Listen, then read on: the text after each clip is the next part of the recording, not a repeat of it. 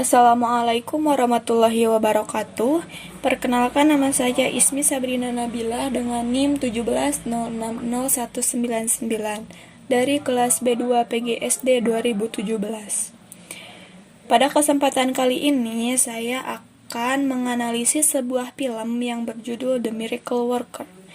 Film ini rilis pada tanggal 28 Juli 1962 dengan tokoh utamanya yaitu Helen Keller dan Annie Sullivan yang merupakan tutor Helen Keller. Film ini diangkat dari kisah nyata seorang anak perempuan yang menderita triple handicap atau yang sering disebut juga dengan tunanetra, tunarungu, dan tunawicara. Nah, ia bernama Helen Keller. Pada awal mulanya, ayah Helen rencana ingin memasukkan Helen Keller ke rumah sakit jiwa. Akan tetapi, istri dan bibinya tidak menyetujui karena mereka tidak ingin jauh dari Helen. Pada akhirnya, mencarikanlah seorang pengasuh sekaligus pengajar yang mengerti akan psikologis dan bisa mengatasi seorang yang menderita triple handicap. Bibi Helen memberi saran untuk meminta pengasuhnya kepada Dr. Chisholm dari Baltimore, dan ditugaskanlah seorang pengasuh sekaligus pengajar yang bernama Nyonya Annie Sullivan. Latar belakang beliau tidak jauh berbeda dengan Helen karena pernah menderita keterbatasan. Maka dari itu, beliau sangat berpengalaman dalam mengatasi penderita keterbatasannya karena telah belajar banyak dari dirinya sendiri. Beliau mendidik Helen dengan tegas dan sangat sabar meskipun awalnya kurang mendapatkan respon baik, bahkan tidak disetujui oleh keluarganya dalam mengajar dan mendidiknya karena dianggap membuat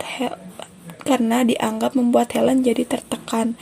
Tapi dengan tekad dan usahanya ingin menjadikan Helen seperti halayak orang banyak, dan pada akhirnya berhasillah. Hal itu diwujudkan dengan kerja keras, mendidik, dan mengajar sehingga Helen menjadi seorang yang luar biasa. Beliau sekarang menjadi seorang penulis yang luar biasa sukses. Nah, sungguh luar biasa sosok Nyonya Ani ini dalam mendidik dan mengajar terhadap anak yang memiliki keterbatasan tersebut. Nah, dalam film The Miracle Worker ini terdapat beberapa bentuk pengaplikasian teori pembelajaran behaviorisme, di antaranya 1.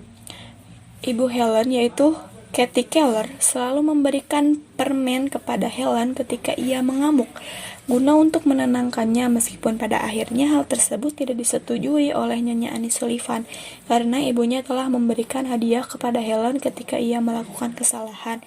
Nah, hal tersebut termasuk ke dalam teori koneksionisme dan pembiasaan perilaku.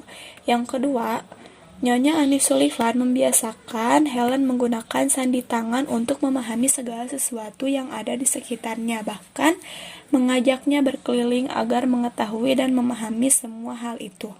Hingga akhirnya Helen dapat memahami apa yang diajarkan Nyonya Sullivan melalui pembiasaan-pembiasaan. Seperti mengajari Helen mengejak kata cake sebelum memberinya kue dan lain sebagainya. Selain hal tersebut juga dilakukan secara berulang-ulang. Nah, teori ini termasuk ke dalam teori pembiasaan perilaku respon. Yang ketiga, membiasakan Helen makan menggunakan piring, sendok, dan garpu sendiri sehingga ia terbiasa melakukan hal tersebut, serta dilakukan berulang-ulang hingga Helen mampu melakukannya.